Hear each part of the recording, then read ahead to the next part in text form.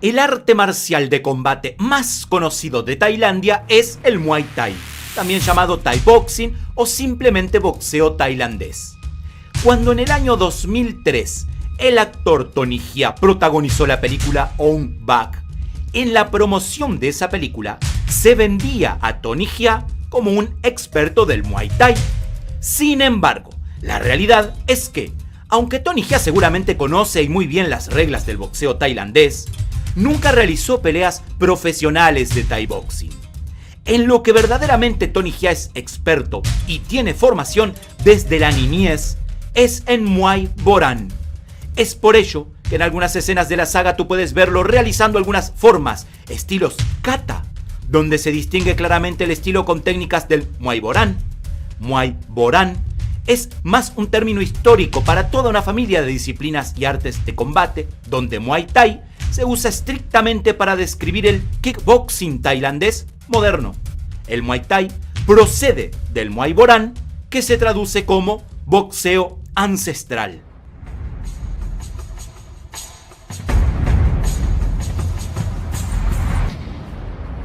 Yau Yan es un arte marcial indígena filipino de kickboxing. La palabra Yau Yan es una abreviación del nombre original que significa danza de la muerte. Yau Yan se le conoce como el arte marcial más letal en Filipinas. Su fundador fue un campeón invicto de kickboxing de Asia y Extremo Oriente y diseñó el arte para la estructura física de un luchador filipino. Está especialmente inventado para los pequeños filipinos que puedan luchar contra oponentes grandes y pesados. Utiliza todas las extremidades del cuerpo como armas incorporadas. Los codos, las rodillas, las espinillas se utilizan de la misma manera que en el Muay Thai. Más que solo entrenamiento físico, también involucra las disciplinas mentales de enfoque, concentración, estado de alerta, flexibilidad, resistencia, velocidad y continuidad. Los estudiantes entrenan para enfrentamientos reales y peleas reales, dentro o fuera del ring.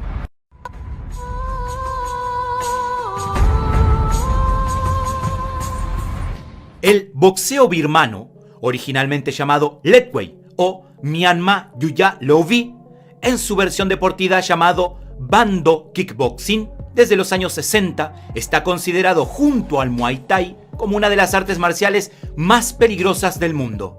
En la manera ancestral, la lucha es dirigida por dos árbitros y ocurre en un círculo donde todas las formas de golpeo y de proyección son utilizadas.